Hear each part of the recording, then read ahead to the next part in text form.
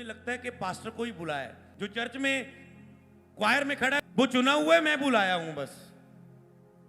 जो चर्च में कुछ गा रहा है, बजा रहा है, साज बजा रहा है, ब्लेंटर है, वो चुना हुआ है, मैं बस बिलीवर हूं। नो, उसने कहा हर एक को बांटा है। तुम्हारे अंदर पहले से कुछ है, जब तूने पवित्र आत्मा पाया उसने तुझे दे दिया है। मां के गर्भ में उसने तुझे नाम लेके बुलाया है। जब समय आया पौलुस पर वो प्रगट हो गया, पर पौलुस पहले से चुना हुआ था। हालेलुया। उसने हर एक को बांटा है, परमेश्वर ने हर एक को बुलाया है। और ये ना सोचना मुझे नहीं बुलाया, प्रभु ने हर एक को बांटा है, कुछ ना कुछ दिया हुआ है। हर एक को परमेश्वर ने बुलाया हुआ है उसे करने के लिए जो तुझे दिया हुआ है। अगर तुम दिए हुए को यूज नहीं करोगे, फिर ऐसा हो सकता है कि वो तुझसे लेकर किसी और को दे सकता है जो तुझसे भला समर्पण दे रहा है, मर रहा है, अपने आप के लिए वफादार है खुदा से। क्योंकि एक सिक्का दिया, 2 दिए, 5 दिए। एक वाले ने नहीं कुछ किया तो उसका ले लिया और उसको दे दिया जिसने यूज किया अपने सिक्कों को। कहते जहां भी रखे हो उसी दशा में परमेश्वर के साथ रहो। अगर तो जगह वो परमेश्वर की ओर से हुई तो वो तुझे वहां बुढ़ाना शुरू कर देगा, अगर ना हुई तो वो तुझे वहां निकाल के वहां बढ़ाना शुरू कर देगा। समझ पा रहे हो?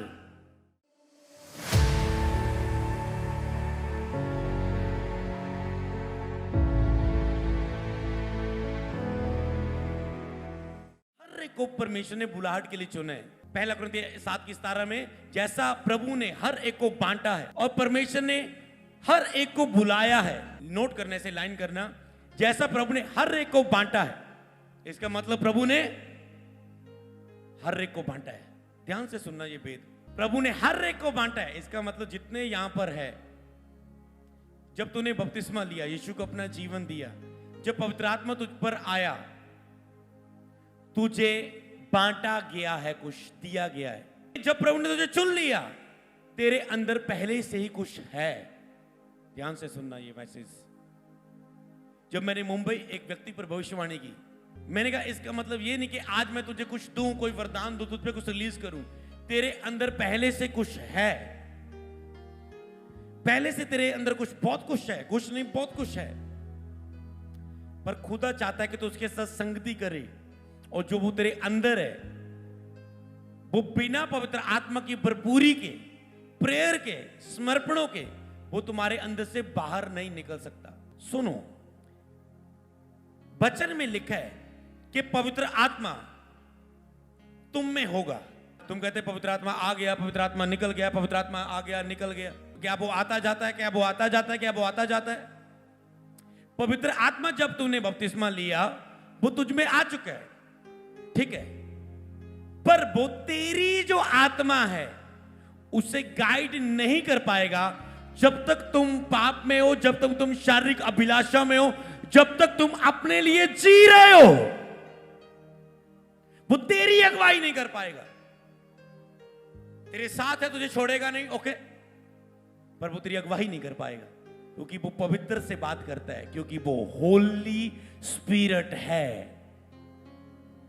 इससे पहले कि वो होली स्पिरिट यशायाह से बात करे, उसकी जीभ को छुआ से शुद्ध किया। कहता मैं तुझे शुद्ध करता हूं, अब बता कौन जाएगा मेरे लिए? कहता मैं जाऊंगा। जब तक तुम शुद्ध नहीं होते तब तक तुम नहीं जा सकते उसकी बुलाहट के लिए। इसीलिए पवित्र आत्मा आपको गाइड नहीं कर पाएगा, अगुवाई नहीं कर पाएगा। जिसके लिए मैंने कहा था ना, ब्रूसर में लुधियाना से शुरू किया था ना, कि जहां के लिए तुम चुने गए तुम वहां नहीं हो। अपनी बुलाहट के अनुसार चलो। कई लोग वहां नहीं है जहां से होना चाहिए। क्यों?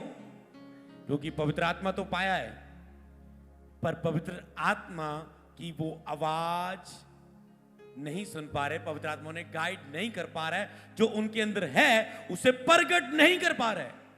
अगर यीशु को, जो उसके अंदर पिता ने कॉलिंग भेजी थी, उसे यूज करने के लिए सारी रात प्रार्थना में रहना पड़ता था। सुबह जल्दी उठ के, मतलब सूरज चढ़ने से पहले, क्योंकि सूरज के बाद लोग आ जाते थे उसके पास, वो प्रार्थना कर लेता था अपनी पूरी। लोगों को शाम को विदा करके रात को वो प्रार्थना करता था। 40 रोजों में रहता था, वचन की आज्ञाकारी में रहता था, पिता की आज्ञाकारी रहता था। तो क्या आप बिना इन चीजों के अपनी बुलाहट को पूरा कर लेंगे? पवित्र आत्मा यीशु के साथ था। जो पवित्र आत्मा की लेके हम परमेश्वर के सहकर्मी, हमें उसका साथ देना है, हमें उसका साथ देना है। तो वो रोल हमें अपना पूरा करना है। तो पवित्र आत्मा फिर अगुवाई करता है, गाइड करता है, जब आप पर वो उतरता है, आप उसके साथ रिलेशनशिप में रहते हैं। और वो मैंने बताया था कि वो रिलेशनशिप कौन सी जिसकी मैं बात कर रहा हूं, कि प्रार्थना की, रोजों की, बोने की, समर्पणों की, वचन पढ़ने की, लगातार चर्च आने की, भलाई करने की, सेवा करने की, सेवा का जीवन जीने की, रूहों को बचाने की, भटके को वापस लाने की, इन आत्मिक क्रियाओं में रहो। जब तुम प्रभु के साथ एक बेदियां बनाओगे, ये मेरी प्रार्थना की बेदी, मेरी रोजों की बेदी, मेरी बोने की बेदी, जैसे हमने जो आज तुम यूज होते हुए देख रहे हो, खुदा की विदारी के लिए जगह जगह जाके प्रचार करते हुए खुदा के काम होते हुए देख रहे हो, इसके पीछे क्या बनी है? बेदियां। 20 बोने की बेदी, प्रार्थना की बेदी, 40 रोजों की बेदी, समर्पणों की बेदी। समझ पा रहे हो? बेदियां बनानी है। और जो वो बेदी, अगर तू प्रार्थना की बेदी, जो भी तुम बेदियां बनाओ, मैंने कहा था अगर तुम 3 महीने बनाओगे तो तुम अपने सारे बंधनों से जो तेरी लाइफ में है, बीमारियां, बंधन, पाप, शेष, बा छुटकारा पा जाओगे। वो बेदियां 6 महीने तक बनी रही तो तुम दूसरों को छुटकारा देने वाले बन जाओगे, प्रार्थना करने वाले बन जाओगे। वो बेदियां सालों तक रही तो तुम खुदा के उस बड़े गॉड प्लान के नीचे काम कर रहे होगे जिसके लिए खुदा ने तुझे चुना है। यही वो गॉड प्लान उस बेदी के ऊपर, जैसे उसने मूसा की बनवाई, अब्राहम को कहा चलता जा, सिद्ध होता जा, चलता जा, सिद्ध हो जा, क्योंकि बेदी अभी मरम्मत होने वाली है तेरी बेदी की। जब वो सिद्ध हो गया, खुदा ने जो उसको बच्चा देने का वायदा किया था उसे दे पाया, उसमें डाल पाया उस मिरेकल को। जब अब्राहम आत्मिक पोजीशन में आ गया, वो देख पाया दूतों को, फिर जो दूत रोज उसके चारों दिशा में घूम रहे थे, पर वो तब देख पाया जब सिद्ध हुआ, दूत दिखे, उसने कहा दूतों रुको, मैं कुछ लेके आता हूं, यहीं पर रहो। सेवा टहल की उसने। हालेलुया। तो जैसा प्रभु ने हर एक को बांटा है, परमेश्वर ने हर एक को बुलाया है, वैसा चले जैसा तुम बुलाए गए। जैसा तुझे बांटा है उसे पहचानो, क्या बांटा है प्रभु ने मुझे दिया। एक दिन हमारी टीम के यहाँ के वर्शिप पर है, एक समय वो हमारी टीम में ऐसे आता था, ब्रदर है ना, ब्रदर मनप्रीत, ऐसे हम टीम में आते थे, प्रार्थना करते थे। तो एक दिन मैंने कहा ओके तू सॉन्ग गा, चलो। टीम ने बोला बहुत अच्छा गाता है, मैंने कहा गा। इसने सॉन्ग गाया। जो मैंने देखा कि इसके अंदर आराधना का गिफ्ट था, मैंने कहा तुझ में तो आराधना का गिफ्ट है, आज से तो चर्च में गाया करेगा। हालेलुया।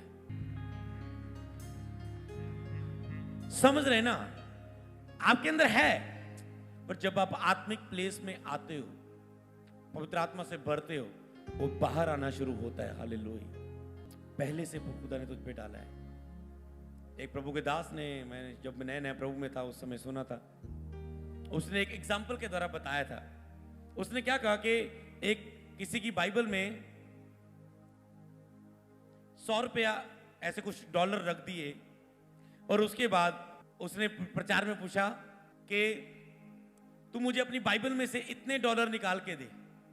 अचानक ऐसे पूछा, कहती मेरे पास नहीं है, मैं कैसे निकाल दूं, मेरी बाइबल मेरे पास तो है ही नहीं, मैं तो लेके नहीं, मेरे पास है ही नहीं, मेरे पास इतने कहां से आ जाए, मेरे पास तो है ही नहीं।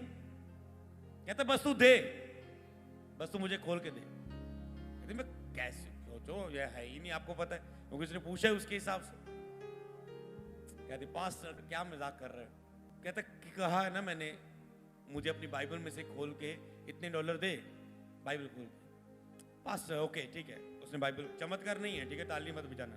तो उसने बाइबल खोली, उसमें पैसे निकले और उसने दे दिए।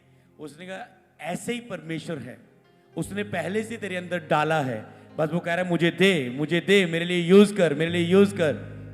और तब तक तुम उसकी आवाज को नहीं जान पाते जब तक तुम उसकी आवाज पर बिलीव नहीं करते, उसके वचन पर बिलीव नहीं करते कि हाँ मैंने तुझ पे डाला है। तुझे लगता है मैं बेकार हूं, मैं कुछ नहीं, तुझ में वो डाला है। हालेलुया। देखो क्या लिखा है, जैसा हर एक को बांटा है, जैसा परमेश्वर ने हर एक को बुलाया है, वैसे ही चले। तो आपके ऊपर सबसे बड़ी रिस्पॉन्सिबिलिटी, आपको वैसे चलना है जैसा खुदा ने बुलाया है, जैसे बांटा है। हर एक को बांटा है, हर एक को बुलाया, वैसे ही वह चले। और मैं कलीसिया में कहता यही ठहराता हूं, आगे हर एक जन जैसे दशा में बुलाया गया उसी में रहे। फिर कहता जैसा बांटा है वैसे ही चले। पहले चलना शुरू करे, पहले पहचाने, लिख लेना, पहले वो अपनी बुलाहट को पहचाने, पवित्र आत्मा के साथ संबंध रखे, फिर वो उस बुलाहट में चले, वह उसी में रहे। कहता जैसा जिस दशा में बुलाया गया उसी में रहे। अब उसे पता चल गया मैं इस दशा में बुलाया गया, फिर उसी में रहे, और उसकी बुलाहट, उसकी आशीष उसी में है, उसकी आशीष उसी में है। हे भाइयों, जिस दशा में तुम बुलाए गए हो, अब 24 में लिखे उसी में परमेश्वर के साथ रहे। चौथी बात, पहले तुम बुलाए गए हो, पहचानो तुम किसके लिए बुलाए गए हो। 20 आयत में लिखे उसी में रहो। फिर जब जान गए ना, उसी में रहो। उसी में रहो का मतलब क्या होता है मैं बताता हूं।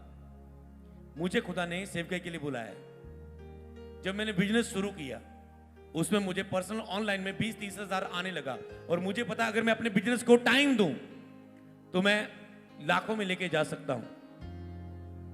एक दिन मैं कहीं किसी शॉप में गया और मैं अपने बारे में बताने लगा, मैं यहां था, कहते सचमुच खुदा की पहले तुझ पर बहुत दया चुना हुआ था तू, क्योंकि जिस भी हिस्से में था तू बढ़ोतरी कर रहा था। हालेलुया, वो था तुझ में।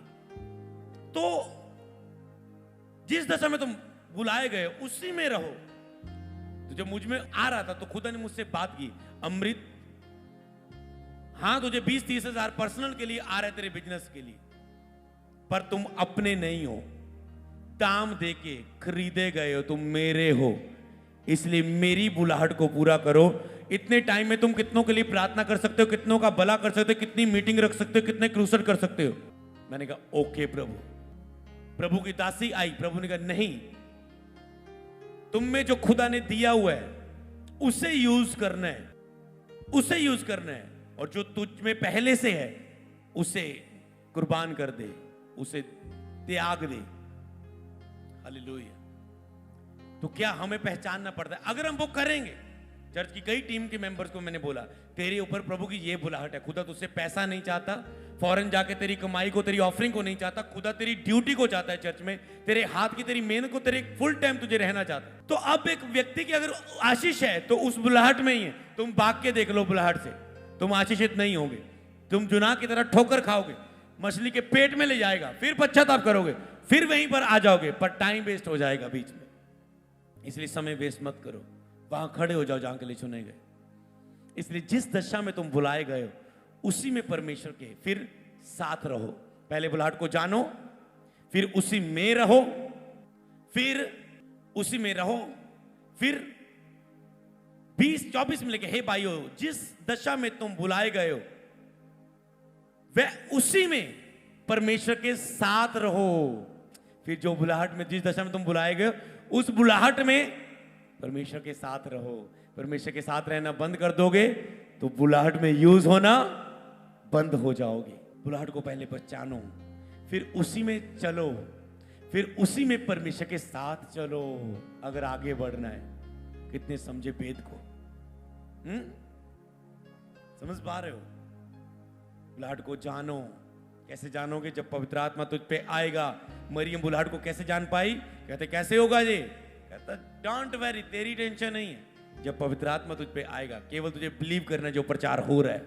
बुलाहट को जानो, उसमें चलो, और उसमें चलते चलते परमेश्वर के साथ रहो, तो ही तुम उसमें चलते रहोगे। नहीं तो तुम्हारी दिशा बदल जाएगी, तुम वो उत्तम नहीं कर पाओगे। तुम अपनी लाइफ में कर तो रह पाओगे पर उत्तम नहीं होगा जो तुम कर रहे होगे। खुदा तुझे उत्तम काम में रखना चाहता है। जो बुलाहट है वो तेरे लिए उत्तम है, क्योंकि लिखा है मेरी जितनी भी कल्पनाएं तुम्हारे विषय में है वो तुम्हारे लाभ की हैं, हानि की नहीं, क्योंकि अंत में मैं तुम्हारी आशा पूरी करूंगा। हालेलुया। उसकी कल्पना आपके लाभ की है, उत्तम है, हानि की नहीं। उसी में रहो, कहता है उसी में परमेश्वर के साथ रहो। मैं आपको बताऊं आपकी बुलाहट क्या है। परमेश्वर के साथ रहो। वो खुद जो आपके अंदर है बाहर निकालता जाएगा यीशु मसीह के नाम में। हालेलुया। खुद जिस दशा में बुलाए गए उसी में रहो। अब ये लोगों को क्लियर हो जाएगा सब कुछ, मेरी बुलाहट क्या है, बुलाहट क्या है। पहले कहा था जिसके लिए बुलाए गए हो अपनी बुलाहट के अनुसार चलो चलो, फिर उसी में कहता है रहो, फिर उसी में परमेश्वर के साथ रहो। इसीलिए कहता है आज हो सकती तुम जहां पर हो, तुम सोच रहे शायद क्या मुझे ये ड्यूटी छोड़ देनी चाहिए, क्या मुझे कल जाके ले हैंड करनी चाहिए, क्या मुझे कल आज चर्च से निकल के प्रचार करना चाहिए, कल मुझे अपनी चर्च खोल लेनी चाहिए। कहते जहां भी रखे हो उसी दशा में परमेश्वर के साथ रहो, उसमें परमेश्वर के साथ रहो। तुझे फैसलों को लेने की जरूरत नहीं अपनी जिंदगी की। खुश मेरा टाइम आ चुका है, मुझे जाना है, मुझे कुछ करना है करना है करना है। मुझे बहुत इस बात से लड़ना पड़ा। मैं कहता था मैं यूज होना चाहता हूं, मैं यूज होना चाहता हूं, मैं यूज होना चाहता हूं, और मेरा टाइम नहीं आया था, टाइम नहीं आया था, टाइम नहीं आया था कि मैं ले हैंड करूं, प्रेयर कर पाऊं। मेरा अभी सीखने का टाइम था, प्रभु मुझे परख रहा था, परीक्षा का टाइम था। जब 40 रोजे रखते आपके अंदर जोश आ जाता, मैं कुछ करूंगा करूंगा करूंगा।